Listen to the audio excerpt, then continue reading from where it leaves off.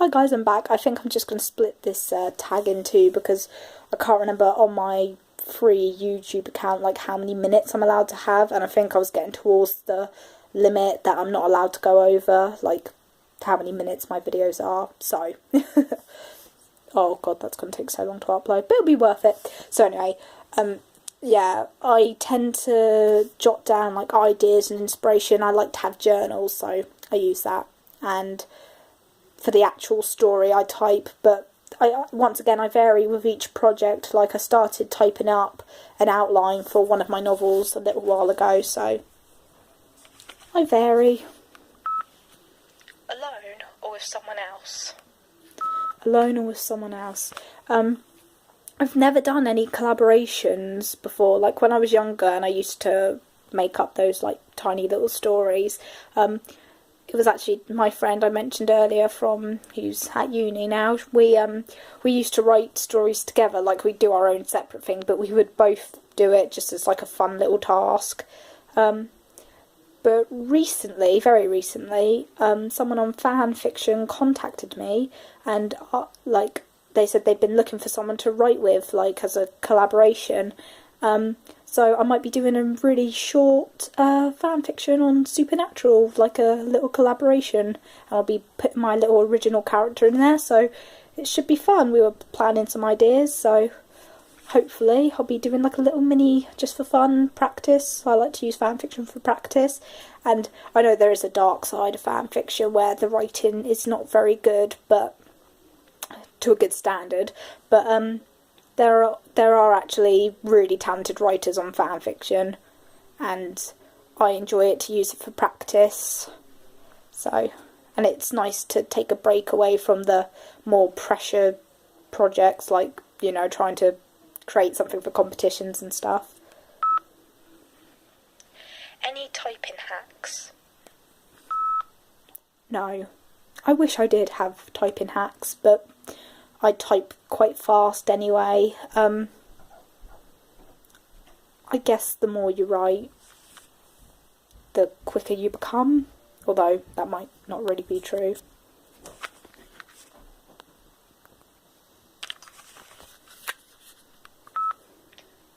Are you already published? Yes. I am already published, which I'm really lucky to be already published. I'm planning on doing like a little video to show you like all the different little anthologies I'm in. Mainly it's young writers, so it's from the same company, and these were all like were they all free to enter competitions? I don't know, but obviously I didn't get paid for any of these winning entries, which is fair enough, and I'm just really lucky to actually be published. They're mainly short stories. The very first one was the first time I was ever published was back in year 5, and that was like a non-fiction piece of writing, but I am planning on doing a video to show you like the ones I've getting published in. And this year I've got a poem that was a free to enter competition.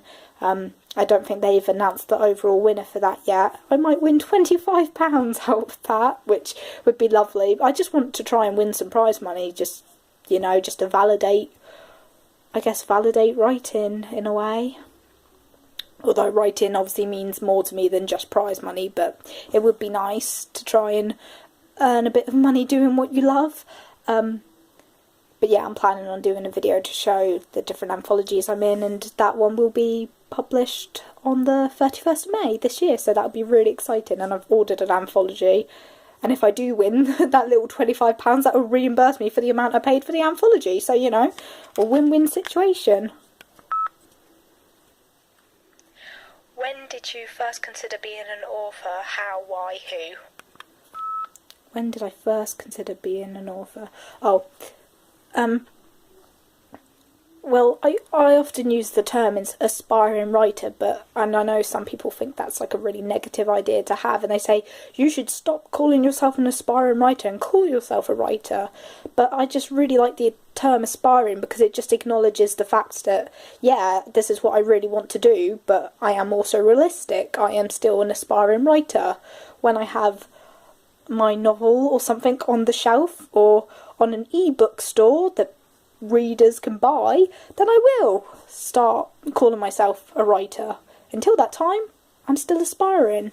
But I don't think the word aspiring is negative. It just means you have ambitions and you're working towards something. But my mind's going to go blank for a minute. I've just forgotten the question.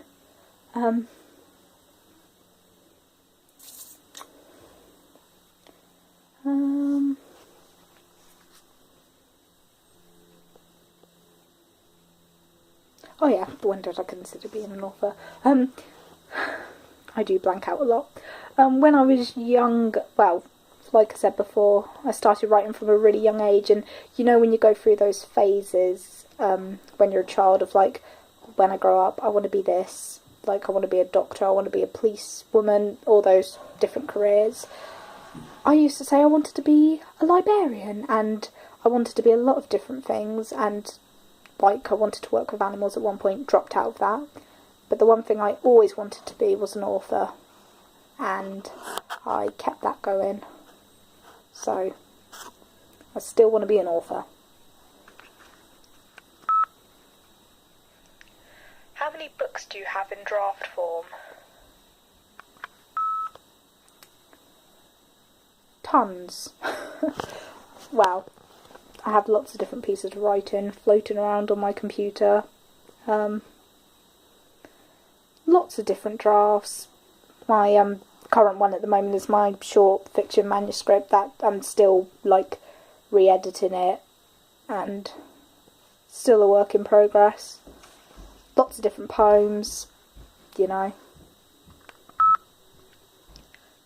Do you outline or not? I vary, once again. I do outline. I think outlining helps me stay focused, but like I said before, for poetry, I don't usually ever outline my poetry.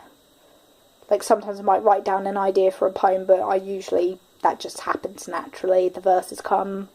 I think I naturally have, as a writer, I think I naturally have like a very lyrical voice, like a narrator's voice. I have a very lyrical voice, so I just find poetry comes to me more naturally. But outlines are good. I think I need to use more outlines for my work. I like to know what happens. I like to know every single little detail. I think I have like a control complex, but you know, I like to know where each little plot point's going and how the story's going to develop. I think it just saves a lot of hassle in the long run. What's your favourite note-keeping strategy? Journals. Journals are my weakness. If anybody ever bought me a journal, I would love them forever. Whenever I go into a shop and I see really pretty, like the ones with the pretty covers, like journals, I'm just like, I want to buy you so badly. I love journals. I really, really love journals. I have like so many journals with so many different ideas, which does get a bit annoying because then you have to try and search through them to find which one has which. But when I was younger, I used to write a lot in journals, so yeah, I like to put my outlines in journals and any random ideas I get. But like I said, dictaphones, brilliant. These are another good way of note taking. So I still love my traditional journals because there's something I find really satisfying about just plotting stuff in a journal. But dictaphone, you can record really good character dialogue and even ideas and settings, and yeah, so digital and traditional. What do you think about writing in different genres? I think this is the last question. What do I think about writing in different genres? I think it's a really positive thing. As an author, I want to explore and write in as many different genres as I can. I don't believe this idea that seemed to be going around a little while ago, or quite a while ago, that once an author gives their debut novel, that's kind of what readers think, oh, this is what this author's all about. They only write crime fiction, or they only write thrillers, they only write mysteries, they only write romance. I don't agree with that at all. I think you write whatever you want to write. If you want to do historical fiction and then one day you think, I want to do a fantasy, it's completely up to you. I don't I personally think as many genres as you can write in, you would have such like a bigger market as well for your readers, and I think it's nice to experiment with different genres, because a genre that you never considered writing in, it might be something you're naturally very good at and something you enjoy. So different experiences, different pieces of writing, and it keeps it interesting. I think personally for me, I would get very bored sticking to the same genres. It's like Leslie Pierce is I really like her as an author, and I read quite a couple of her books, and she tends to does I can't speak, I can't string a sentence together. She writes a lot of stories that are historical fiction, and a couple of them, similarities start to emerge, and I think that's like with Rosie Harris as well. My older brother just interrupted me. Anyway, yeah. Rosie Harris, bless her, she's another author that I really liked for historical fiction. Her ones were even more similar, like, of course, each one of her stories is different with the different characters, but I just think I'd personally get bored if I didn't explore different genres. Although, like, for example, I do have, like, two ideas for 2 different historical fiction novels, so as long as you make them different and varied, but once again, it's people's preferences. Some people out there might just be like dystopian writers, or they might just, only want to write fantasy, and that's absolutely fine. But personally for me, I would love to write in lots of different genres. And I'm just going to check, I think that was the last question, but I'll just check on this.